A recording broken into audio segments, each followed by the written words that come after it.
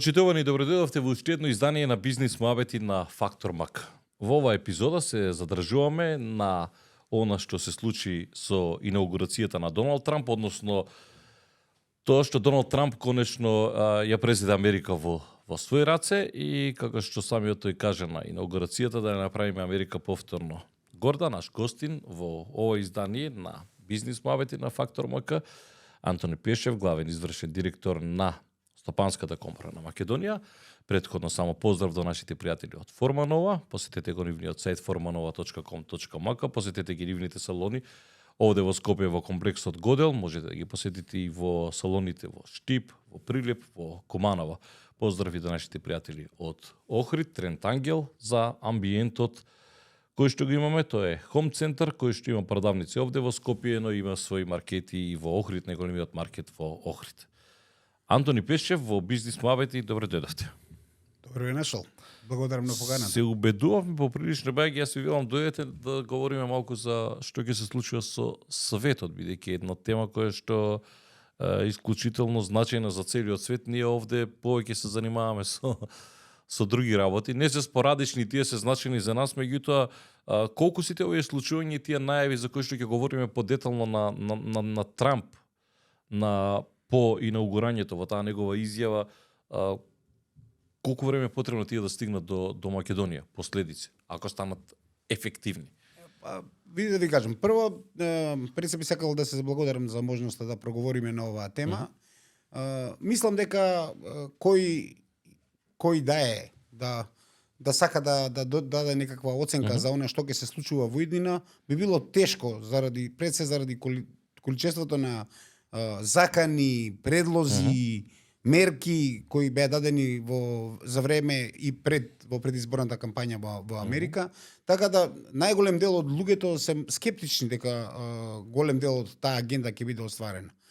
Меѓутоа денеска видовме дека новоизбраниот председател Трамп на нецели неколку часови по инаугурацијата на место председател потпиша скоро 200 укази на председателски. Тој го најавил вчера. Да, како седна. Она што е интересно е дека уште во првите 24 сата од својот мандат, он еден дел од своите ветувања го оствари. Ќе говориме после тоа за што се беше таму споменато, меѓутоа мислам дека овде ќе зборуваме за еден председател кој е исклучително прагматичен. Он доаѓа од бизнис фелата. Има сега веќе искуство на едно председателствување пред еден мандат, така да оваа позиција му е добро позната.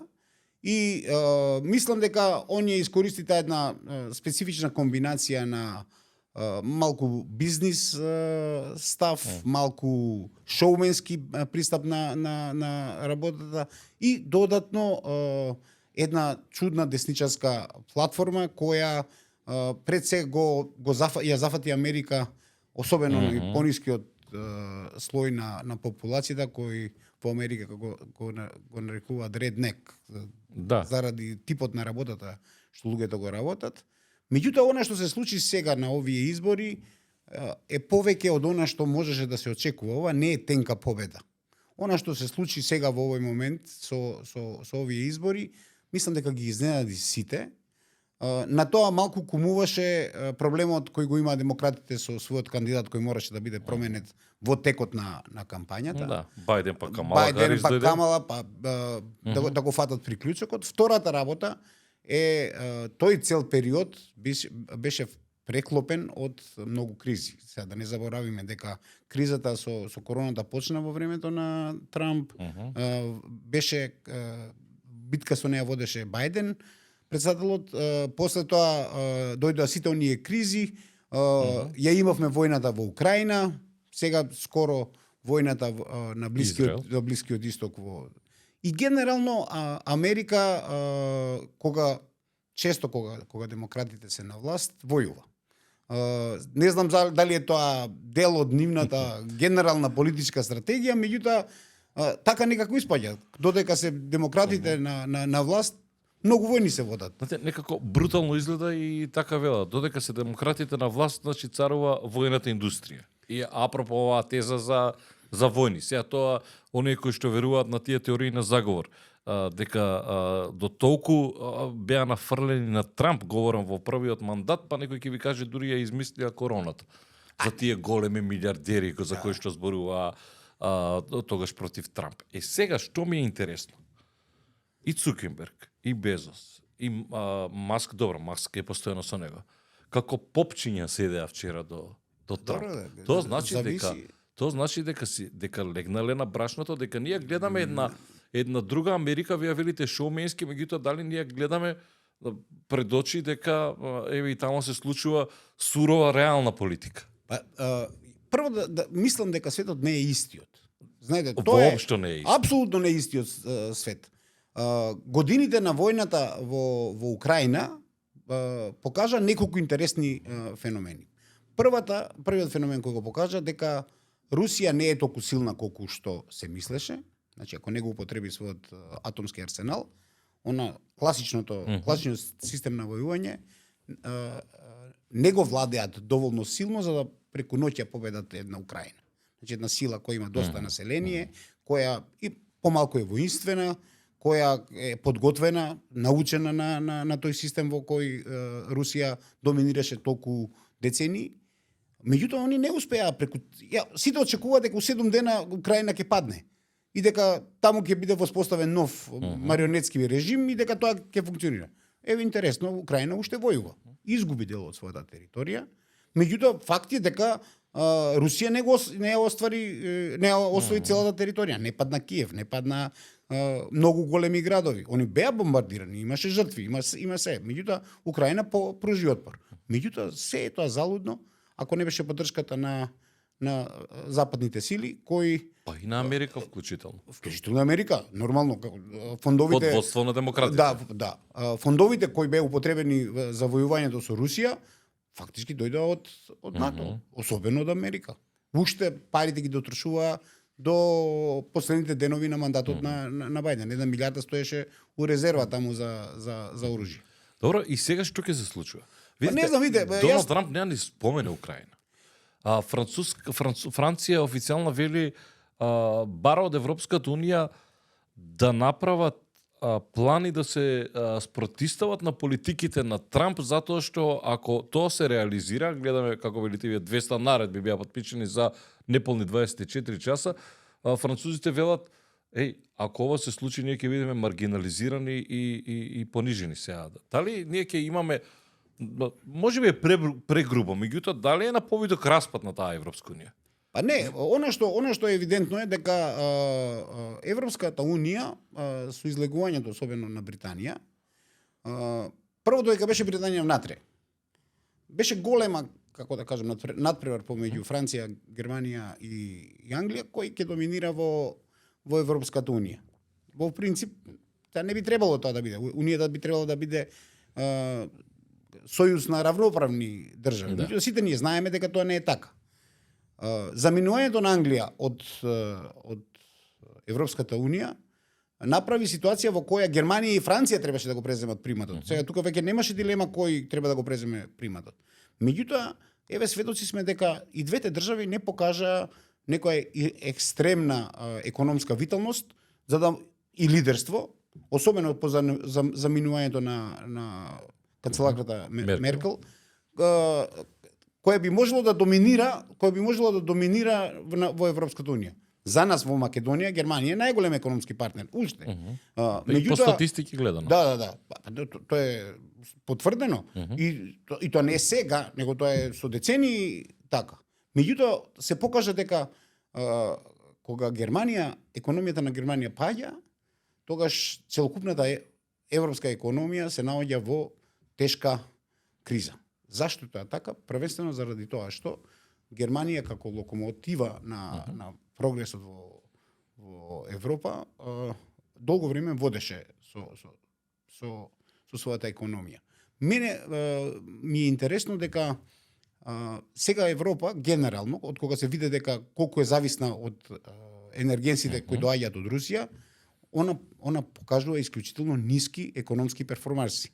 Значи, еден гигант како Германија се најде во ситуација да има сериозен проблем да го одржи својот генерално стабилна економска позиција во Европската унија. И сега имате тренд дека сите држави, особено тие сателитските околу Германија, почнаа полека да се повлекуваат назад. И луѓето кои беа отидени на работа во Германија, се враќаат. полека се враќаат во своите држави. држави. Во Македонија некои се враќаат. Па видите, тоа не е ни чудо.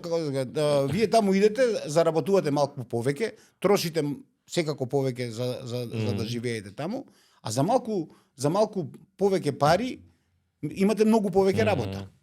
И сте граѓанин од втор ред, во најголем дел на случаи.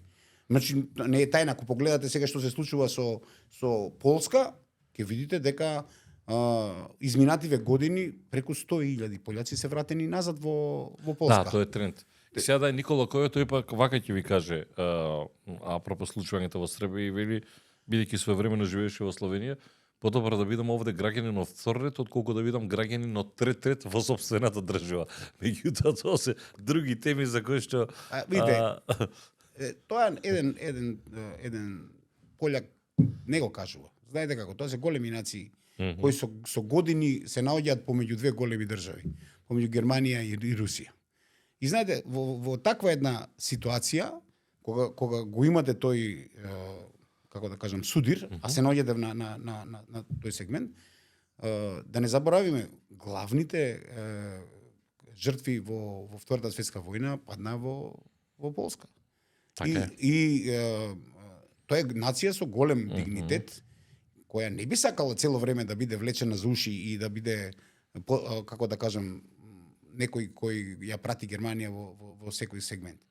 Она што се случува со земјите на Вишеградската група, значи говориме за една цела група на земји кои се наоѓаат на тој сегмент, покажува дека Чешка, таму, дека многу држави мислат дека Европската унија вака како што е поставена, со недефинирани правила на игра, со недефинирано водство, со не потполно чувство на еднаквост во рамките на унијата, генерираат анксиозност и потреба да се биде малце поинаков. Од таму доаѓаат и заради слабите економски перформанси на државите и целата оваа една ситуација, од таму доаѓаат десничарските и ултрадесничарските промени на власта во значаен дел на државите, особено во овој сегмент. А сега веќе скоро низ цела Европа. Добро, кај Трамп сега е инакво прашање или бидејќи јас не го доживувам Трамп или повеќе го доживувам Трамп како технократ, како бизнисмен, отколку како некоја крајна десница. Видите, тезите кои се заговарат не се во овој мандат не се толку, како да кажам, лесни. Тие се тешки теми кои се отвараат. Знаете, видите, кога го отворите прашањето на абортусот, кога го отворите прашањето на емиграцијата, на илегалната емиграција, на статусот на децата родени во Америка од луѓето кои без статус, кога ќе го отворите прашањето на родовата разноликост која ја пропагира демократите. Тој кажа само маж и жена. Толку, завршува приказна. Тоа значи тоа се ултрадесни ставови. Тоа ги имаш и во минатиот мандат.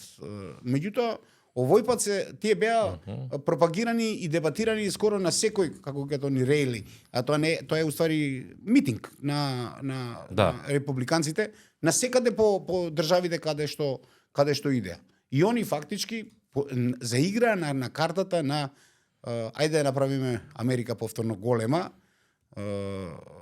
и таа поента на крај донесе ваква победа. Тоа што значи? Дека Америка клапна во еден период? Зашто повторно да ја направиме голема? Тој признава дека Америка не е тоа што било некогаш? Па видите, кога видите сега што се случуваше за време на кризата, зашто ја отвараме кризата во Украина, секогаш кога сега говориме за тоа што се случува во Америка? Па заради тоа што Америка доминантно го финансираше војната во Украина. Значи имаше директна импликација на тоа што се случува во Украина. Ако ви очекувате дека Русија нема може да воено да падне, ама ќе падне економски, заради тоа што ја проценува економската состојба во Русија на многу пониско ниво. А Русија користејќи ги своите нови пријателства низ елементите на БРИКС, тоа значи дека пријателите од Индија, од Кина, од Бразил, они не изгубија многу од својата да кажам извозна моќ. Економијата во Русија е падната, тоа е апсолутно факт. Меѓутоа факт е дека и многу долго трае. Сите очекуваат дека ќе се умори Русија од војувањето со сите овие западни држави. Ама заради тоа што има многу добри релации, ако денеска видите, председателот Путин остварил директен контакт преку интернет со неговиот колега у Кина и разговарале за ново настаната состојба со промената на лидерството во Америка. Тоа значи дека они комуницираат малце на поинакво ниво него што комуницирале претходно. Они се сега малку подобри пријатели него што порано беа. Се претпоставувам кинесот пренесува на Путин оно што Путин треба да му каже на Трамп, затоа што Трамп е дециден во таа битка за такси, за даноци против кинезите. И вели, дури оди дотаму, панамскиот канал е наш, кинезите го земаа, ние треба да си го вратиме. Тој беше толку директен на неговиот говор по инаугурацијата. Видите, не е тајна дека ланците на снабдување Америка ја тангираат многу, и во еден значен сегмент на тој ланец на снабдување на Америка во двата правца. Панамскиот канал игра многу важна улога. Воспротивно, едната обала во однос на другата обала е многу далеку. Ако го немате тоа како бродски поврзани дестинации. Така, добро, факти дека американците го направија. Да, американците го направиле. Имаат преку 30.000 луѓе загинато при градбата и тоа Америка го градела самата. Да. Панамци не го граделе. Луѓето од Панама не го граделе тоа. И на крај кога било готово, им го дале за $1 на Панама. И сега одеднаш имате ситуација во која Панама решава да направи некој посебен аранжман со кинезите и да она што сте им го дале, она го тргува за нешто. За нас тоа не изгледа смешно, меѓутоа колку тоа може да представува сериозен судир на релација Америка-Кина, кој што ќе го потресе светот. Ние можеби сме како вие кога спомнувате Европска унија, меѓутоа кога ќе кивне американската економија, тука сите се разболуваме, меѓутоа еден таков судир кој што ние го гледавме во првиот мандат. Ќе предизвика се, ја не верувам дека Кина ќе остане така равнодушни и да гледа на целата оваа ситуација, Трамп што сака нека прави. Тие и во првиот мандат беа наострени. Знаете што? Изминатиот период се покажа дека светот не е униполарен, како што беше некогаш, или биполарен, како што после Втората светска војна со атомската наружување се подели. Светот денеска е мултилатерален по позицијата на државите во светот. Вие имате една Кина која, ако не ја поминала по економски параметри Америка, прашање е на секунд кога ќе ја помине економски. Значи, ако не има една нова политика која ќе биде фокусирана на тоа како да се помогне на Америка, Америка може да го изгуби приметот на најголема економска сила во светот. Кина работи многу плански, многу стратешки, со многу големи амбиции да биде првата земја во светот по економска моќ.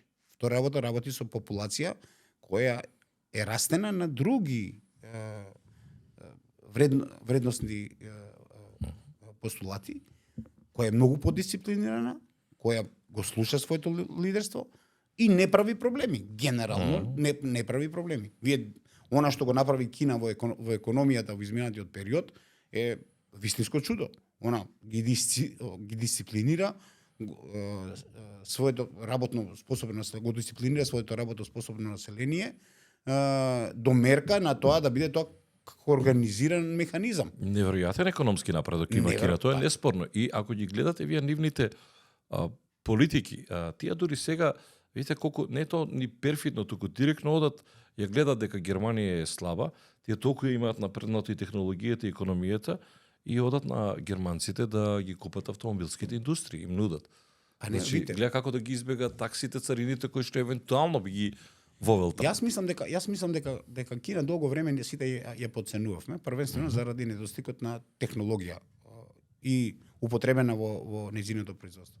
Меѓутоа изминатите години Кина направи максимален напор да технологијата не ја донесе само со крадење, како порано што се правеше, со крадење на патенти и знаења од развиени земји кои трошеа многу на тој research and development, на истражувања и развој, порано крадеа. Баш буквално крадеа. Едва и чека да дојдат до достап на некаква си авион или што и да е технологија, и они тоа го копираат. Тоа беше најпростата варијанта. Меѓутоа денеска ситуацијата не е таква. Они ги школуваат своите луѓе и ги повлекуваат назад. Нешто што го направиат луѓето во Тајван, нешто што го направиа луѓето во Кореја. Не зборам за северна, нормално. Да, за јужна. Кои ги пратија своите млади да се школуваат во развиените земји, со интенција да ги повратат назад. Па добро, дури и Турција го правеше истото. Па добро се да ви кажам, тоа е меѓутоа Кина е сепак сила. Која што се наметнува да биде прва светска. Она е сила која има и природни ресурси. Сепак се работи за индустрија која конкретно зашто тока фокус на ги нема во авионите, а прашање дали ќе ги нема долго време. Меѓутоа во автомобилите, особено електричните автомобили, отидоа многу напред. Многу. Имаат литиум. Имаат суровината за батериите. Како се ако тргнете, како се многу побрзо го фатија приклучокот со алтернативните извори на снабдување со фотоволтаиците, и мислам да не беше кинеското производство на фотоволтаици, светот немаше да има толку брза трансформација према фотоволтаичните системи за производство на електрична енергија. Они го спуштија цената на фотоволтаиците на ниво кое почна да станува конкурентно на производството на електрична енергија од други извори. Пешев, ќе гледаме ли тешка борба на релација Америка-Кина, бидејќи ова се се теми кои што ги отвараме, кои што Трамп ги начна, од енергетика, енергенси, правење на автомобили, воведување такси за кои што ги говорам пред се насочени кон Кина, јас затоа го споменав и Панамскиот канал. Тоа беше директен, дециден, јасен, тоа предизвика овации во салата. Јас мислам дека прагматизмот на председателот Трамп ќе доминира. Он војни големи нема да води. Он со авторитетот и силата која Америка уште ја има во светот, ќе предизвика ситуации слични на она што се случи со TikTok. Добро. Мрежата требаше да биде денеска затворена, знаете тоа. Еден од декретите што се потпишани денеска е дека на TikTok му се дават 70 дена да го реши својот статус. А што е во позадина? Пон го кажа тоа на говорница во една од своите настапи. Мислам дека беше ден пред инаугурацијата. Он на своите поддржувачи им рече требаше да го затвориме TikTok, но јас мислам дека советот на моите луѓе околу мене што се разбираат во технологија викаат ќе направиш голема грешка, затоа што денот кога ќе го затвориш TikTok у Америка, таа компанија не вреди ништо. А ако ја оставиш да работи, таа вреди трилиони. Милиарди. Заради тоа треба, како се да се направи нешто, таа да се стави под контрола. И он дословно кажа, му предлагам на TikTok да ја земе владата на Америка како партнер и да го поделиме компанијата 50-50. А да не ја затвараме. Ова е малце како изнудување на прв поглед. Малце повеќе. Па да, ама ако гледате од гледна точка на TikTok, која е кинески раководена компанија, а доминантно функционира во Америка. Во цел свет. Да. Доминантно приходите доминантно доаѓаат од Америка. Она ќе станеше ништо ако денеска се активираше ја затвореа. Значи нула вредност имаше. А можда не нула. Како што Yahoo, колку Yahoo изгуби кога се појавија другите месенџер програми. Преку ноќ, за помалку од 2 месеца, 3 месеца ги губите вредноста на акциите, нула станувате. American Online, се сеќавате ли? Тоа беше првата мрежа која ги носеше имейл пораките во Америка. American Online не постои. Она за пократко 3 месеца. Дека го заборавив, сега ме подсети кога спомена. Го заборавив дека и тоа постоеше. AOL беше доминантен кериер на еден со друг се затвара, еден преку друго. Пошто јас ги пратам во делот на работите кои јас навистина ги пратам. Тоа знаете како нема малку играње во светот. Светот пошто станува сите мислевме дека светот на вистина ќе стане едно големо село, нели, таа една реченица која доминираше во светот. Да. Светот ќе стане едно големо село. Светот тргна да стане големо село, ама мислам дека сега како што тргнала работата, она ќе биде голема збирка на села помали на континентите организирани. Она што сега го заговара Трамп е, ја би рекол, како сика, политика на затварање на Америка во рамките на своите граници, мислејќи дека нивниот пазар, кој е еден од најразвиените пазари во светот, ќе биде доволен за нивната индустрија да се врати на вистинскиот пат. И една од ветувањата е дека американците ќе бидат повторно горди на своите компании, дека производството ќе продолжи да тече и дека Америка си доволна самата на себе, затоа што има многу големо богатство и дури го спомена тоа. Знаете таа реченица, ја вртеа цело време по кампањата drill baby drill, тоа значи ќе пушиме и ќе вадиме нафта повторно. И вчера го спомена. Како сега, денеска он се откажал од по втор пат јубиларен, не знам колку пати ќе се откажа од Парискиот договор, кој Бајден го врати во сила, и он веќе не чувствува обврски за движење на Америка према зелената агенда према која стремат сите. Он е ослободен од таа. Он ќе им дозволи на своите компании да направат било што, само да ја вратат својата економска виталност. Добро, сега Америка во моментот е прва сила или... Ја да ви кажам, ја прочитав некаде дека сега е веќе претркана од Кина, меѓутоа тешко е тоа да се каже, заради тоа што знаете како, економијата не е баш стабилна. Многу зависи, Америка многу заработува од извозот на воена индустрија. Тоа не е тајна. Демократите малку се возат на таа приказка, значи се дека трајат жаришта има во светот, има и купци за таа технологија и тоа многу се заработува на тоа. Втора работа, они многу полагаат на промената на технологијата. Вештачката интелигенција ќе биде следното големо поле на кој ќе се судрат Кина и Америка. Во овој момент од 7 големи компании кои во светот се бават со вештачка интелигенција, како се вика, 5 се американски, ама 2 се кинески. Водени од луѓе кои се школувани или функционирале во американскиот систем. И убрзано, како се вика, ги спремаат овие две компании да го фатат приклучокот. Колку за ваша информација, Кина со 2 бренда успеа да го победи Apple на својот пазар за мобилни телефони. Huawei и уште една компанија сега моментално продаваат повеќе телефони од Apple, што беше скоро невозможно пред Мислам да не ја сгрешам ја сега. Да. И сега, знаете што, вие имате ситуација во која Кина покажува со практични примери.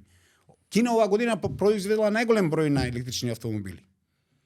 И сега кога речете нема врска. Добро, нема врска во Европа, затоа што ние сме навикнати да возиме европски брендови. И се поприлично конкурентни со цените многу ниски. Ама број 1 продаван на автомобил во Австралија, прогласен минатата година, е BYD. Тоа е кинески бренд кој произведува електрични автомобили. И сега тој е доминантен бренд на автомобили. И знаете како, сега ќе се вратиме назад. Зашто е ова важно сега да го говориме? Кина заигра на она што ги го упатуваше зелената агенда. Трансформацијата према чиста индустрија и избегнување на загадување од автомобилите. Меѓутоа, она што сега го ветува Трамп, е нешто сосема друго. Да. Он вика, излагаме од таа приказка. Излагаме, ние имаме нафта доволно, ние ќе си бушиме нафта. Да, децидно го кажа. Ќе извезуваме во целиот свет и ќе си останеме на стандардното производство на наши автомобили кои се ценати секаде во светот. Добро, и после ова, возможно ли е прво ова? Каде е Русија во ова приказна? Русија уште се вози на природниот газ? Да, и ќе се вози. Затоа што Русија, како се во овој момент, знаете, вкупната економија во Русија пред војната со Украина, а сега мислам дека се и пониско, како се вика, е по рангот на Шпанија. Токава е. Економската моќ, производствената моќ. Значи, низиното влијание ако имаат голема територија, они имаат само големи природни богатства и многу заработуваат на тоа. Ама производство немаат. Што ќе прави Путин сега? Помеѓу Си Џинпинг и помеѓу Трамп? Ја мислам двајцата е пријател.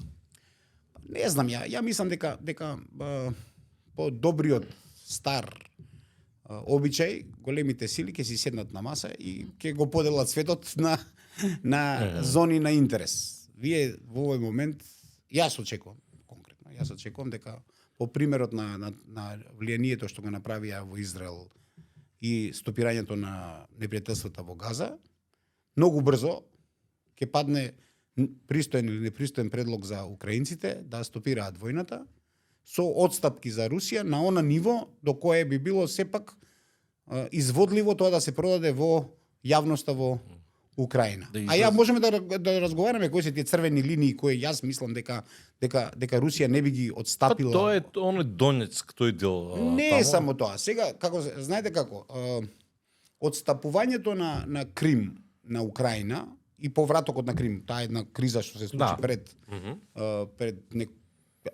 веќе декади назад. Помина време. Многу време помина. Како се вика, во кој Русија си го побара, како што Америка сега си го бара Панамскиот канал, Русија го побара Крим. И војуваше за таа работа и го освои Крим. Меѓутоа Крим има две, како се вика, фабрички мани. Кои се фабричките мани? Нема вода и не е земјано поврзан со Русија. Така е. Значи, за да Крим, кој сите го смета за најголем носач на авиони во светот, пошто се наоѓа во центарот на Црното море и од него може да се делува на секаде во регионот, за да функционира, тој мора да има население, мора да има популација, мора да биде функционален. А за да биде функционален, он треба да има вода и треба да има земјана врска со Русија. Русија направи мост, ама се покажа дека со еден дрон мостот се руши и после се чека со месеци да се поправи тоа, за да може повторно да тече. Во рекордно време русите го изградија мостот, која спаја Русија од Сочи до Крим. И кое би било решението? Јас сега не знам кое би било решението за украинците, бидејќи на крајот од денот ова излегува дека Европа испадна до толку ступидна што не можеше да процени што и како ќе се случува. Ја мислам дека Европа, како се заборави, дека лулюшкана у чувството дека владее со светот со помош на Америка, пошто НАТО е доминантна воена сила и понатаму насекаде во светот. Они заборавија дека треба да инвестираат и во одбраната. Некако им се чинеше дека војната на европскиот континент не е возможна, воопшто не е возможна. Украина покажа дека малку претерување и малку инатење со Русија, војната и како е можна. Значи, а ние европејците сме си како да кажам, спремни да војуваме. Секогаш се војувало во Европа. Европа војувала повеќе од сите други континенти заедно. И мислам дека прашање на како се кажа, на момент е кога Европа ќе мора да ја изревидира својата одбранбена политика, ако отвори војна со некаква, дури политичка војна со Америка. Под лидерство на Трамп, Европа не се наоѓа во сигурни раце. Трамп ќе побара зголемување на фондовите кои се одвајаат за безбедност, за да Америка остане како гарант на безбедноста на Европа. И тоа е тоа што тоа е она што го споменуваат 5% наместо 2% од буџетот. Трамп побара 5% од буџетот не ни крие, мислам и јавно го каже тоа Трамп и просто е неверојатно како, знаете, ова како ќе го изгледате преведено на или поедноставено изгледа дека видите како некој ќе го пушти Зеленски повода и Украина. Зеленски ќе го пуштат. При таа нема, Зеленски ќе му дадат понуда која не може да одбие. Јас мислам дека ако ме прашувате која е понудата која ќе биде дадена, веројатно никој не знае. Ама јас очекувам дека на Зеленски ќе му биде вратен енергетскиот комплекс околу Запорожје и во тој регион, ќе му биде оставен пристап на море кај Одеса, како се Да. како се копнената врска према Донбас регионот кој проаѓа преку Мариупол кој е срамнет со земја, тој ќе остане во собственост на Русија, зашто им треба за да го снабдуваат Крим со и оние територии што генерално околу кои гравитираат руско население кое би можело да задржи позицијата и по завршувањето на војната, заради тоа што нема трајно освоена територија без да имате население кое живее на таа територија. Војската ќе влезе, ќе го освои, моментот кога ќе се не можете стално цело време да држите војската приснута таму. Таму тоа треба да го преземе некое население кое ќе живее на таа територија. Киев? Киев ќе остане секако. Ќе остане? Ќе остане секако. Пошто не одеа некој до таму дека и Киев може Тоа пола беше Киев. идејата беше да се направи блицкриг упад во Киев со кој би паднала владата на Зеленски и на тоа место би била формирана влада по принципот на Белорусија, која е 100% марионетска влада во однос на руското влијание. Добро. Каде сме ние во оваа приказна? Ние колку сме мали? знаете каде сме. Денеска имавме многу интересна конференција во Стопанската комора, беше една група на think tank организации, анализ, кои го образлага концептот на иницијативата на три мориња. А што е иницијативата три мориња? Тоа е една, како да кажам, нешто по принципот на Вишеградската група. Договор, иницијатива за взаемно подобро поврзување и функционирање на земјите кои тргаат горе од балтичките држави, па надоле се минуваат преку Полска, Чешка, Словачка, Австрија, Хрватска, Словенија, па дупка има тука Србија, Босна, ние, Албанија и Црна Гора. Од десната страна Романија, Бугарија и на крај Грција. И денеска у дебатата јас прашав.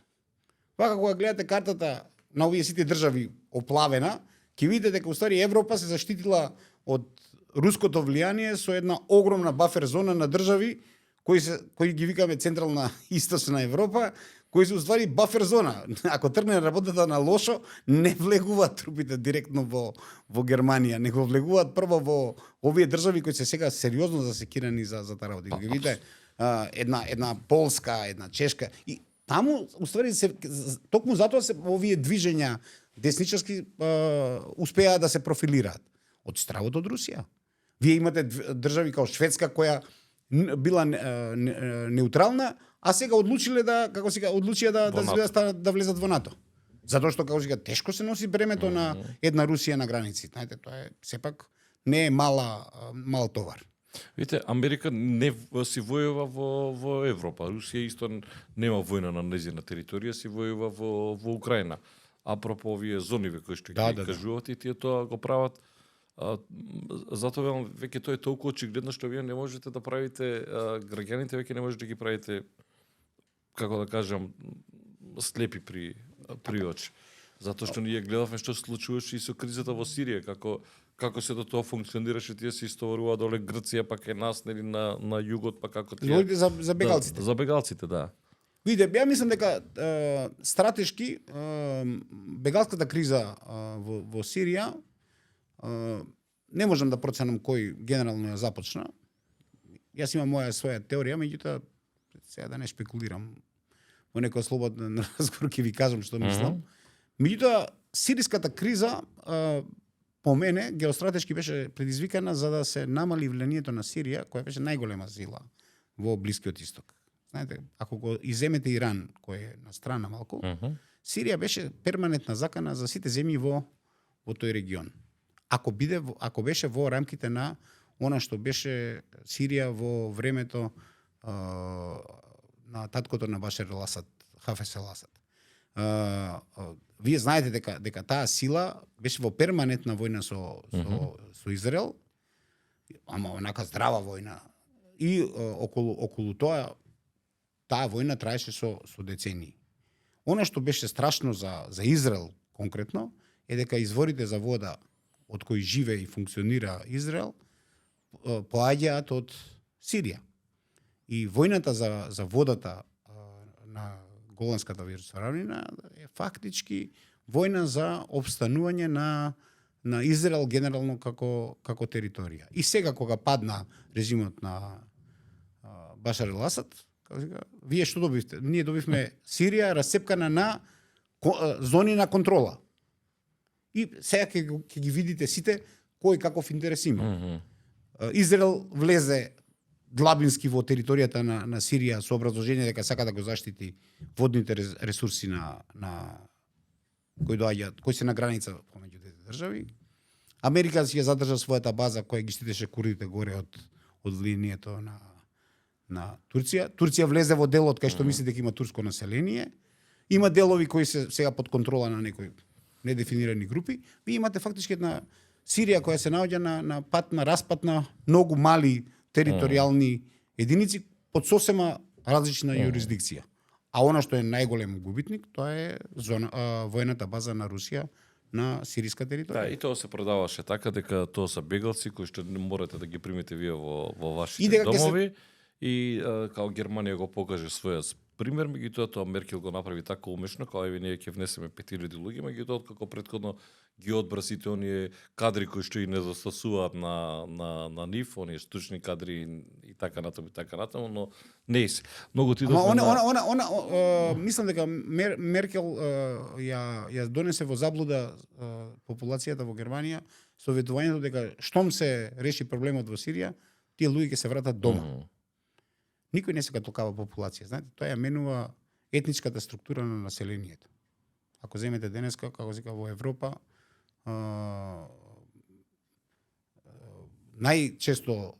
честото име у регистарот на новородени деца е Мухамед. И тоа статистички покажува уствари дека виталната дел од популацијата на сериозен дел на земите од Европа е со популација која е од избеглици. Дајте ми ги малку милиардите сега. Како велите за TikTok, Трамп успеа онака, као, ајде да се договориме пола-пола. Меѓутоа, кога ги гледавме фацијалните експресии на Цукерберг и на Безос на инаугурацијата, јасно е дека беа ставени во скут. Тоа значи, тие беа големи противници. Да не се лажеме. По мене имате Тамо имате милиарди, така. Колку милиарди тежат тие? Тие 4-5 луѓе тежеа, не знам колку милиарди. Да, значи, билиони го викаме, трилиони, милиарди. Не, трилиони. Зборот е trillions на енглески. Мислам дека се преведе во македонски билиони. Билиони ли? Сега они ги преведуваат некои 100 милиарди. Не милиарди, не. Да. Сепак збориме за трилиони. Трилиони. Не се. Пазите. 1000 милиарди е трилион. Значи тоа се суми за кои што не можеме да. Оно што е важно, сега пазите. 500 најбогати луѓе во светот завчера ја достигнаа вредноста, сопствената вредност поголема од 10 трилиони, по англиски трилиона изразен. Тоа значи 500 најбогати луѓе го контролираат 10 трилиони. И сега вие не можете да кажете дека како се они отишле таму дека ги седнал у скут Трамп и сега они се уплашиле многу. Па не, дека и е сеедно. Сега со држава сепак не можеш да се играш, така. Трилионите се добиваат и трилионите се губат. Така е. Никој не сака да се откаже од таа работа. Така они, како се кажа, за времето на владењето Трамп е толку не луциден туку, како да кажам, па сега око нема да му трепне на Цукерберг на било што видите. Вие претходниот мандат знаете како што се случуваше. Овие беа жестоки противници на Трамп. Видите, прво ја би ги поделил сите нив на различни. Сите не се таму од исти како да кажам, со иста мотивација. И сега тамо нема идеологија. Тамо е пара. Они оценија дека победата на Трамп, а задржувањето на нивниот ангажман од страна на демократите, тука давам поента на Facebook, односно Мета сега, која фати по еден период демократската страна и се супротстави на Трамп, му забрани дури да Но. да функционира на нивните платформи. Го имате еден Безос кој тука гледа како да ги артикулира интересите на Амазон генерално, и имате еден Елон Маск кој е таму со цел. Да. Он има голема цел. И тоа знаете како испаѓа смешно, сите ние вака го гледаме посмешливо. Меѓутоа председателот на Америка на својот инаугурационен говор вика ние ќе идеме на Марс. И Маск прави вака. Да. Браво. И како се кажа, и тоа јасно се демонстрира. А дека тргаат до тој правец кој е уствари многу далеку од реалноста. Ја не верувам дека 4 години тоа може да се случи. Меѓутоа Елон Маск со капацитетите финансиски на Америка и со поддршката која добива и го заменува местото на НАСА. Вие у последно време сте чуле НАСА нешто да направила у... Многу ретко. Речи си воопшто. Значи целокупната, како се вселенска програма на Америка е дадена во рацете на приватна компанија. На SpaceX. И сега вие имате ситуација во која 4 дена, тоа ќе им беше како црешка на слагот, да профункционираше, како се вика, ракетата која треба да патува на Марс. Модулот за транспортирање на горниот дел на ракетата се врати, го фатија на како се вика, а горниот дел на ракета експлодира при излегувањето од атмосферата. Тоа значи дека ако им успееше тоа ќе беше многу силна порака. Трамп тој го кажа на еден од своите настапи предходно во кампањата. Он рече, ние го правиме тоа што другите не може да го направат. Да пратат ракетата и да си ја вратат назад цела. Тоа што SpaceX го работи со својата програма. И навистина е така. Една приватна компанија сега моментално ја заменува целокупната вселенска програма на Америка. Кажа, и се такмичи со сите. Ако се видите, не е тајна дека цела мрежа на сателити се од страна на SpaceX се монтира на геостационарно над земјата за потребите на глобален интернет. И прашање на секунд кога тоа ќе стане прифатлива технологија скоро за секој. И затоа што како сега ќе го имате сигналот било каде да сте на земјината топка директно од сателит. Што е исклучително промена. Сега вие може и сега го имате во комерцијална верзија.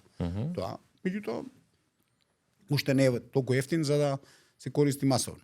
Што ќе прави сега Трамп? Ќе бара од НАТО, од земјите членки на НАТО, европските земји, да зголемат оние дотациите, нели парите кои што ги даваме, буџетот да се зголеми, сега по 5%. Тоа е ќе треба и ние невозможно.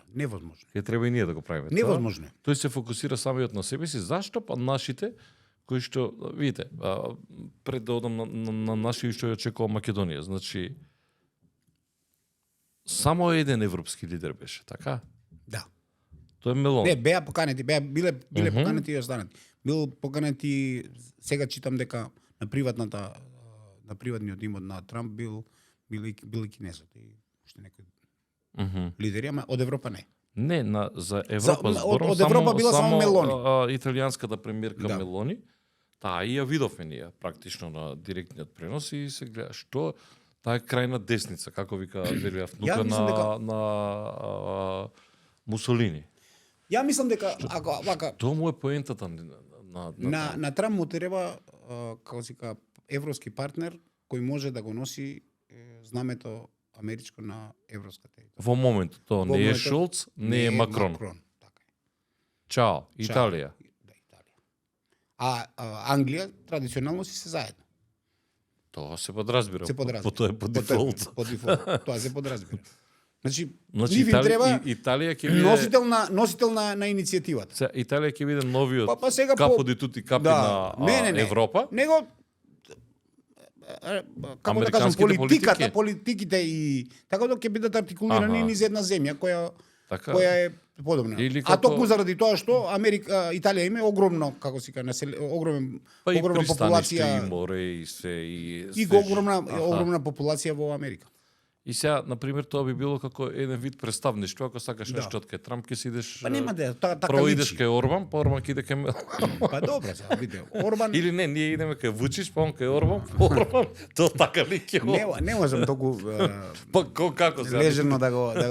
Меѓутоа факт е дека играта на големите сили А он е, наликува на игра некаква друштвена игра да. во која кај на пример шах ќе земам за го. Мислам Во дека- која големите сили ако знаете дека топот иде напред, лево Мислам и дека десно, равно, ризико е посоодветна игра. Да, да. Бидејќи е нацртано па целата. не, знаете како, баш обратно. Шахот е Шахот? многу регулирана игра. Аха. И би требало све да биде регулирано така. И се одеднаш викате мат. Топот прерипува преку 4 фигури и го ставате до вика мат. И он вика, чекај бе, не може топот иде така кога по правилата на играта, тој треба за да дојде да Така е. елиминира 2-3 фигури. Не, кај големите сили тоа не е така. Ја ги дефинирам правилата на игра. Од денеска топот може да риба преку фигури. И тоа е тоа. Нема не. Колку е брутално, а така функционира. Така функционира. Така функционира. За жал, ние уствари прво ние имаме за себе самите. Обично погрешно мислење, првенствено и за себе лично. Ја верувам ја тргам од себе, а веројатно и сите луѓе. Прво сите ние имаме подобро мислење за самите себе него како не гледа некој од страна. Некогаш е тоа многу ретко луѓето подобро да ве гледаат него што самите мислите за себе. Дека сме најбитни. Дека сме најбитни, дека сме најважни, дека ако не сме дека ние, без нема да нас победат нема од ништо да функционира. Не е таква ситуацијата. Мислам дека Историјата на светот- Трамп е сериозно загрижен за Историјата на светот покажала дека игрите не се водат така. Сега во овој момент мислам дека она што очекувам зголемено ангажирање на Америка во делот на економијата регионална овдека во Балканот. Прво кај нив ќе решаваат, ама кажа Трамп Не зборам за тоа. Зборам за ме прашате како они би влијаеле кај нас. Аха. Како Да. сега? Значи што би било? Па Они- еве директно Бехтел Ленка, Бехтел америчка Да, па компанија. не, се. Ако тргнете по таа работа, дека ние подпишавме договор дека ќе го користиме течниот газ од Америка преку терминалот во Александрополи, и тоа подпиша 3 држави договор, тоа кажува дека ние веќе се обврзавме да користиме газ кој ќе доаѓа преку Атлантикот. Во ликвидна форма, во течна форма, и таму ќе се експандира и ќе се праќа по гасовод. Ние тоа го имаме подпишано како држава. Значи ние објективно ја фативме страната. Го заменивме поевтиниот руски газ, кој е природен и доаѓа по цевки, го заменуваме со цевковод кој на почетокот од течен газ се претвара во друга форма. Тој секако ќе биде поскап. Не може да биде поевтин. Па не може патува. Па патува, па не може да биде брод, има, па не има и технологија на транспорт. Никако не може да биде поевтин. Меѓутоа, викате, окей, малце е поскап, ама сепак е поевтин. За вас е многу добар. За нас е се добро. Како земја која има сериозен недостиг на енергенси, за нас е супер. Ние, како се вика, ние сме смешна нација, како се вика, ние си дозволивме луксус да имаме нафтовод кој не спаја со Грција, а да еве до денеска не го активиравме. Да, нафтоводот? Па да. Уште еве баш има прилика да разговарам со луѓе од Окта и прашувам до каде е таа работа. Еве само што не почнало. Ама тоа ја го слушам најде колку години. 30 години. Да. Не 30, ама 20. Ако сте во економијата, ќе знаете колку години. Првото беше за сурова нафта, па која треба да се рафинира во Скопје, па после тоа рекоа дека рафинеријата во Скопје нема да рафинира, како се вика, и дека по тие цевки, они потрошија огромни пари да ги исчистат цевките, тоа да стане продуктовод. Не е да носи сурова нафта, него да носи.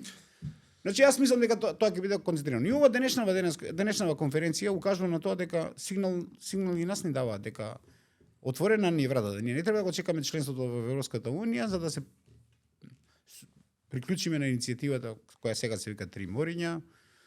А ако се приклучиме ние и уште некои држави може да ќе се вика 4 мориња, па цел еден регион ќе биде као бафер зона. Добро, како ќе не третира Трамп нас? Ние не дека сме многу битни, меѓутоа како да не третира како држава од 1,5 милион жители, со пола од населението, со паметот во Европа. Како да третирате таква нација?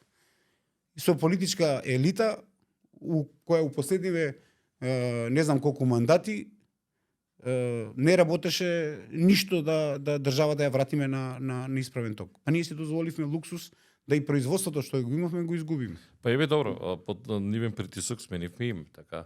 Па добро. Ја мислам дека 100 стапа под туѓ грб не болат.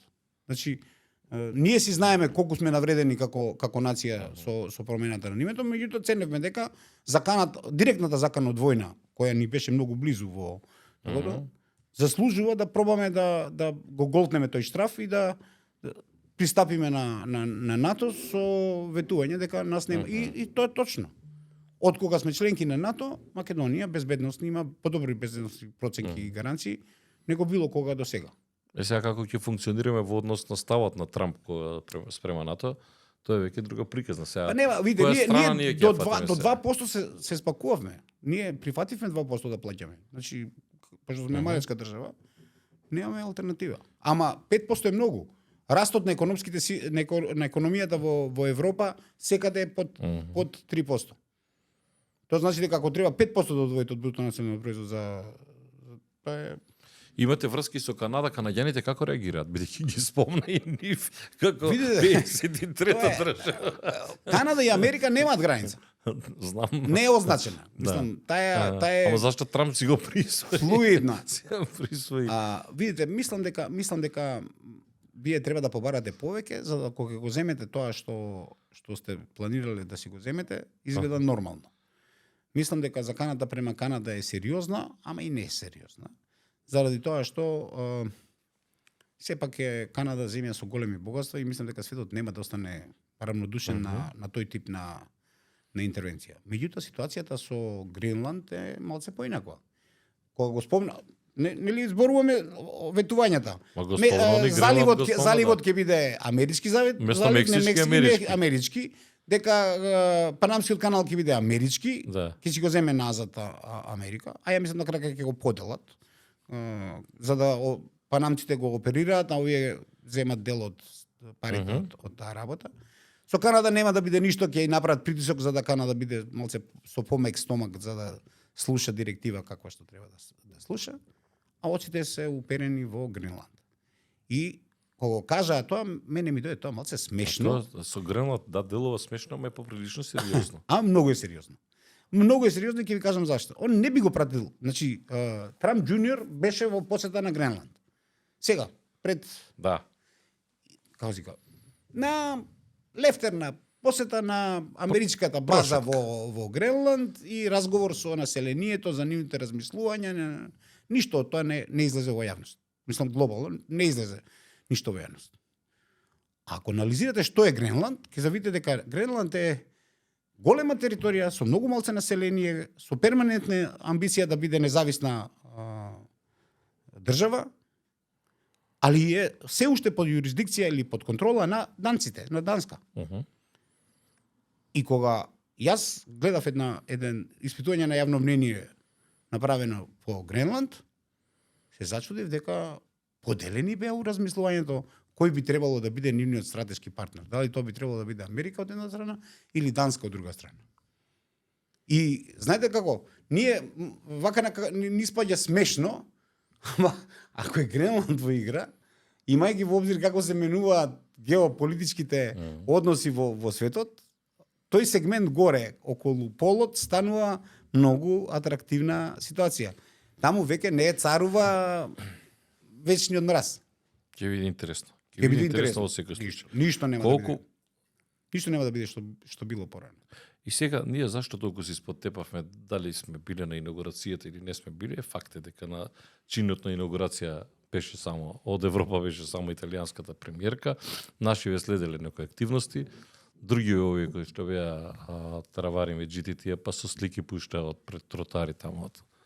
Не ја разбирам потребата зашто мора да кажеш ние бевме на инаугурација. Знаете како јас одам на светско првенство и се сликам пред стадионот, немам карта за да комплекс. Не знам. Јас мислам дека ценам дека после долго време ова владеачка коалиција, значи зборам ВМРО плюс вреди, имаше потреба да добие препознаеност и од Америка.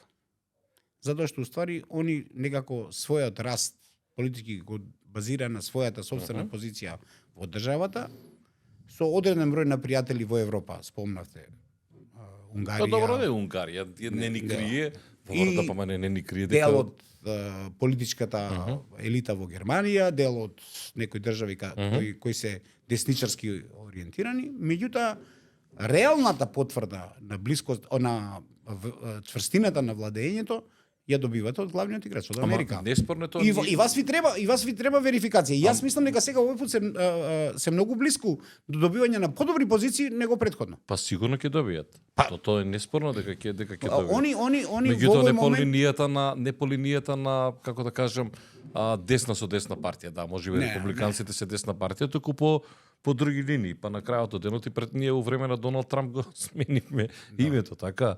Тогаш Трамп му честиташе на Заев, браво, дечко, го смени. Јас мислам дека Но не се, ние сме стратешки партнери со Соединетите американски држави, сега да видиме кој ќе дојде амбасадор, бидејќи тој и со амбасадорите веќе од една све, на сите се завршени мандати. Сега да видиме што и како ќе се случи тука. Окружувањето не ни е баш брилјантно. Значи, она што како држава можеме да си, ако сме коректни, имаме едно Косово со недефиниран статус, кое на себе ја носи најголемата америчка база одека у близина. Бонстил? Бонстил. Од Авијано до Бонстил нема ништо поголемо. Така е. Инџирлик има у Турција, меѓутоа како дека ова е меѓу база. За таа база не сме чуле ништо, никој не знае ништо, не, скоро не се ни обработува. Ние уствари како да граничиме уште со една држава на територијата на Косово. Имате едно Косово кое уште се бори за својата препознаеност како реална држава. Да. Од друга страна имате Албанија која е подготвена да направи се да биде дел од Европската унија. За нив е тоа ултимативен цел, а ја немаат Бугарија како комшија. И за жал ние имавме комши Грци, имавме комши бугари, имавме Да, комши. ама албанците се по кооперативни, гледате, тие со Грци имаа проблем, па го решија. Така и не одвоија. Во принцип мислам дека одстапките што се барат од нив се помали него одстапките што се кај нас. И ние сме заложници на исклучително Добро, овие проблематика. може да избоксуваат со американците по пристоен предлог или? Ако земете релацијата на Рама со премиерката на Италија, Го видов како и честиташе роден ден. треба да Значи сега Рама затоа може би честиташе за на Македонија да се стисне Бугарија. Не сме ние у предмет. Ова е убрзување на постапката на евроинтеграција на Албанија. Они се гледат. Добро се, ние сме, ако фатиме приклучок. Ако не фатиме приклучок, Како е? Што ќе правиме? па се, ние сме стратешки партнери на Америка. Значи, нашиот статус е решен. Па не спомна со Канада Гренланд, ние така да не спомнеш. Тоа ќе беше комплицирано. Канада Гренланд Тоа Македонија. ќе беше комплицирано. Не сме толку битни. Објективно не сме толку Не битни. сме, па ние не сме клучно доказите поминуваат. Не, ама ја мислам дека ја дури се шегувам. Знаете, пошто јас малку сум бил у политика, јас сум потписник на договорот за овој коридор што е исток-запад. 92 година е тогаш што е подпишан договор. За да стане дел од мрежата на паневропски транспорт и врски. Единствениот министр кој си дал оставка од морални причини. Потоа ове паметат сите. Па добро се. Па добро и не е така. Има многу поубави работи што сум ги направил. Дете ти кои никој никој не ги памти. каже да Антони Пешев, кога падна авионот си даде оставка од морални причини и тоа не од повиклива и некако овие. Целиот живот се бијам со таа стигма. Па добро, тоа не е Направив стигма. многу подобри работи од по тоа што ме паметат, меѓутоа и тоа пошто ме паметат укажува на тоа дека нашиот народ би сакал да има политичари со морал. Апсолутно. Тоа значи и со совест и со чувство на одговорност. Ние тоа чувство низ годините го изгубивме. Од политичарите ништо не бараме. Нити да имаат морал, нити да бараат. Не знам како. Еднаш политичар, секогаш политичар. Тоа го кажуваат за една друга професија, ама стана тоа парадигма проблематична. И видите, сега бидејќи морам да завршувам, а можеме многу да говорам со вас, бидејќи И знаев дека вие сте човекот со кој што може да се разговара на оваа тема. А ќе заборавев една значајна кога е Трам во прашање. Што се случува со криптовалути? Тие отидоа до плафон на... Па видите, ако анализирате дека првиот човек сега моментално Елон Маск, а Елон Маск е еден од оние активни играчи на пазарот со криптовалути. Како сега ќе ви биде јасно дека во недостиг на чувство и верба во било која валута, не само криптовалутите, и златото достигна астрономски цени. Тоа значи дека светските инвеститори во немањето на идеја што ќе се случува сега после оваа работа, почнаа да лизгаат према некои чврсти загарантирани вредности, кои после ќе ги конвертираат во пари. Со криптовалутите имате друг проблем. Ако тргне на лошо со криптовалутите, тие брзо не може да се ефектуираат во пари. Значи, тие се супер ако ги чувате и ги трошите помалку. Пошто објективно во овој момент огромен пазар за криптовалути не постои. Еден крупен играч да влезе во пазарот, да купува или да продава, тоа драматично менува цената на криптовалутата. Не зборам само за биткоинот, него зборам за колку се далеко ние. Како ќе го конвертирате криптовалутите кои тие не се нити во собственост, нити во пари, нити во тие се запис во компјутер. Се да купуваме криптовалути или не? Па јас искрено да ви кажам, ако не сте купувале до сега, би размислувал, би почекал уште едно месец, два, три, ова лудило да помине, заради тоа што сакам да ви дам една информација. 2025 година е таргетирана како година кога IBM ќе го активира својот нова генерација на компјутери. Квантните компјутери се појавуваат ова година. Тоа значи Општото сознание за тоа е дека тоа е процесирачка снага која теоретски би требала да биде подложка на вештачката интелигенција генерално, а сите се свесни дека ние не сме подготвени како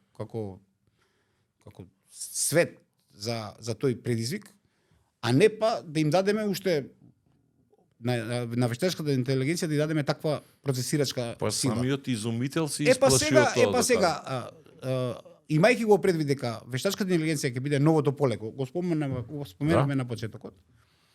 Би сакал да ви кажам дека проценката на подобри познавачи на капацитетот на компјутерската капацитет на новата генерација компјутери говорат дека за нив нема да биде проблем пробивањето на алгоритмот за шифрирање на криптовалутите. А тие се базирани, знаете и самите, на шифра и толку. Не постои хартија, не постои запис, не постои ништо, имате само шифра. Чека, вие што копа биткоини, што трошеа струја, што салата правеа? Они добија биткоини. Нив им се запишаа биткоини у нивните портфолио. Да копаат или да не копаат? Одат по подроби во ГТЦ? Копањето ништо, само што јас би им сугерирал да дел од криптовалутите сепак си претворат у некаква друга вредност. И нека си купат нов компјутер. Да, не. Тоа нема со тие компјутери нема да владеат приватни лица. А особено ако не сте Елон Маск или некој од тие. Во принцип, добро, они во таква ситуација ќе може што сака да прават со светот. Замислите дека имате дека некој од страна ви го има клучот од вашиот сеф во банка. Сега го нема, ама ќе го има за некое време можноста да ви го има клучот од банката. Колкава е веројатноста да се спасите? Нема веројатност. Ако го има вашиот пасворд, а пасвордот е тој е единствениот заштитник на вашата крипто заштита. Нема шанси. Како сика, ќе ви влезе, ќе ви ги продаде и нема да знаете кој ви ги продал.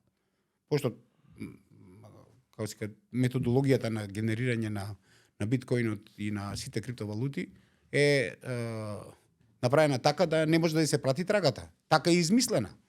И во принцип ја би причекал. Ја не знам, сега во овој момент ако не сте, мене ми е криво што јас бев свесен за можност да се заработи, уште кога биткоинот беше на ниво од $1000 за биткоин.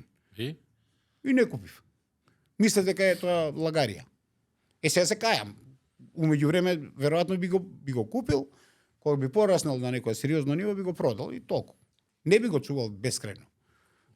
Заради тоа што заштитата е никаква. Имате ли чувство дека кај нас 90%, 95% немаат поима за што зборуваме? Кога Мислам. се во прашање криптовалути. Мислам. Така? Мислам Може и- дека може и знаете што 98 е да се. пострашно? Па се нешто Повеќе од 90% од населението во Македонија не знае ни кои се можностите, капацитетите, заканите и предностите Ама не на ни знаат вештачката ништо е. интелигенција. Вештачката интелигенција. Апсолутно. Види. Знаете како, у некоја друга ситуација би ви дал докато да видите овие, како да кажам, дечи презентации на вештачката интелигенција низ чат GPT, тројка, четврка, со говорна комуникација со Дедо Мраз, кој ви готви тавче гравче и кој ви раскажува на чист македонски јазик како се готви тавче гравче, ве остава без обездушени. Како сега. А ова е само, како кажам, дечија презентација на тоа што се може да направи вештачката интелигенција. И јас мислам дека јас сум од оние кои се многу сериозно загрижени за тоа, ако светот не влезе во брза регулација на тоа што ќе направи вештачката интелигенција, дека ние ќе бидеме големи жртви на тоа. Добро. Светот го вртат многу пари, на крајот се сведува на парите, така? Па добро, у принцип или пари или вредности, некои други вредности. Вие кажате криптовалути, има луѓе кои се повозија на криптовалутите многу добро. Особено ако не беа лакоми или ако знаеа како да ги работат. Да. Светот, како си кажа, има луѓе кои тоа го работат. Ама знаете како и во коцка, не се коцкајте со парите кои се последни во животот. Се коцкате со парите кои не ви значат ништо. Тоа ќе ви го кажат сите, кога ќе почнете на берза да тргувате, ќе ви го кажат берзанските трговци. Ќе ви речат, не влегувај у трговија со акции, со парите кои си ги наменил за својата пензија или за школување на своето дете или за плаќање на станот во кој живееш или за некоја таква работа. И да сумирам, што може да очекуваме од Трамп? Јас мислам дека Колку можеме да посто очекуваме од ова што го зборивме, затварање на граница доле со Мексико, картелите за терористички, не знам, организација прогласување, враќање на Панамски канал, сузбивање, односно намалување на инфлација преку буткање на цените.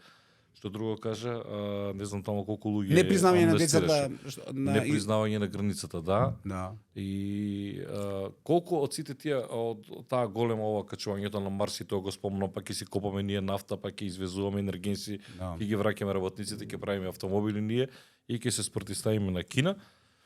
Колку од ова е реално остварливо? Дали би можело... Па не. Знаете како? Што имаме нова промена на светот, така то ние веќе имаме, така? Мене ми беше многу симпатично за време на инаугурацијата кога после неговиот говор Колку излегува рабинот, кога излезе господјата што требаше да отпее една пригодна песма на God Bless America или Добро. не знам, мислам така една тие популарни песни, кога им закажа системот и не појде музиката у бек. А последните зборови на претседателот Трамп беа America will never fall again. Како сега?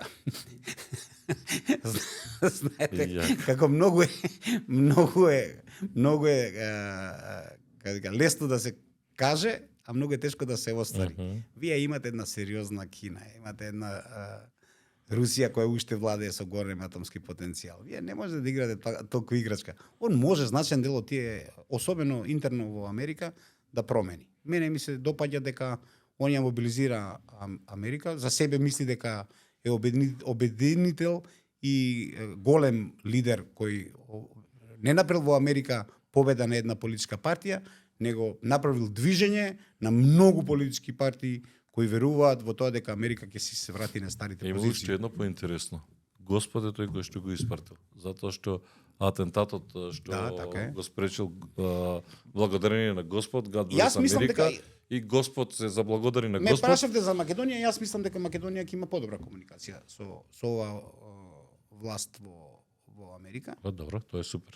Јас мислам дека баш дека како си имаме таква распоред на силите во, а дека ние ќе извадиме некој ненормален бенефит, па и не ни можеме да извадиме. Добро, ние сме ситно, знаеш, за семки, како се водиш, да како да ви кажам, пара за семки ние. Колку е македонската популација според последниот попис? 1.800.000. А јас и вие знаеме колку таа се деца наши излезени од страна, кои сме им го покажале документите и се попишани, а не се тука во државата. Значи објективно говориме за 1,5 милион население во една територија. Да. Објективно. Од кои 50% се во Скопје, така да. Па тоа е тоа. Тоа е тоа. Не може да очекувате нешто ненормално. Може да само паметно лидерство може да направи. Значи треба да видите. Едино Меланија ако не спаси она оддека од Словенија, валјда знае кај Македонија па да му. Јас ми ја видел сликата на Меланија и на Трамп во Рогашка Слатина во фабриката за производство на кристал.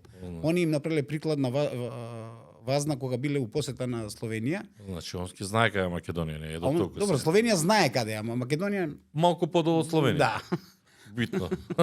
Добро, али мислам дека тоа сепак доаѓаме у подобар период у комуникацијата со Америка, зашто ќе почнат да доаѓаат некакви други ветришта. Тоа е добро и ќе има мир, ќе настане мир како што многумина. Јас мислам ќе има помирна состојба, а цената ќе ја плати Украина. Тоа е за жал тоа и палестинците нормално. Добро. Цукерберг ќе заработува повеќе? Не, помалку. Помалку? Заради тоа што си дозволи луксус, затоа беше најнамрштен. Јас мислам дека на крајот стигна затоа што во еден период му забрани на Трамп да гледаш дека стигнавме на крајот и до Цукерберг и до Безос дека беа со смркнати фаци. А Маск беше овој на Марс, овој вика и ми остави мене впечаток дека Елон Маск не може да сложи 4 реченици на митингот. Али се согласен со вас дека имаше и шоу бизнис, имаше и буквално се на таа инаугурација. Пеше благодарен што бевте дел од овие бизнис муавети на Фактор. Макар ние тука не зборувавме милиарди, тука зборувавме трилиони. Добре сега. Така, но тоа е светот. На крајот. Тоа е светот. Денеска на врвот се наоѓа Елон Маск, како сега кој има 500 милиарди вредност, негова лична. И после се редат надоле. Или 700-800. Тој има 15 или 13 деца, не знам што збориме. Мислам дека ближи трилион. Знаете што? Што прават на толку? Нема врска тоа. Што прави на толку? Престану, он живее во контейнер. Он има една куќа која сака да продаде сега. Знаете како? Луѓето со толку пари, они не живеат во овој свет. Они се со мислите во тоа како ќе стигнат на Марс. А дали ќе стигнат, тоа е дискутабилно. И он е у сериозни години, и он е у најмладите. Добро, тоа малку е сега ако не живееш во свој свет. Па добро, знаете како? Бил Гейтс го снима никаде? Па добро, Бил Гейтс е доста постар од сите. Он е доста постар од сите. Него го снема, него не седнал таму како. Па го нема и бидејќи нели него го споменува тогаш. Па нема, ќе се паднати доле некаде како сика сега. На трето место е на пример Оракл газдата. Пример тоа чудни се некои случувања. Интересно. Благодарам уште еднаш што бевте во бизнис муавети. Што ме покарите. Антони Пешев, главен извршен директор на Стопанската комора на Македонија во бизнис муавети на Фактор МК. Вам почитувани, ви благодарам што не гледавте. Видете со нас и следниот петок, се гледаме за 7 дена. Поздрав до нашите пријатели од Форманова. Поздрав и до нашите пријатели од Трент Ангел. Видете овде, за 7 дена се гледаме повторно. Довидување.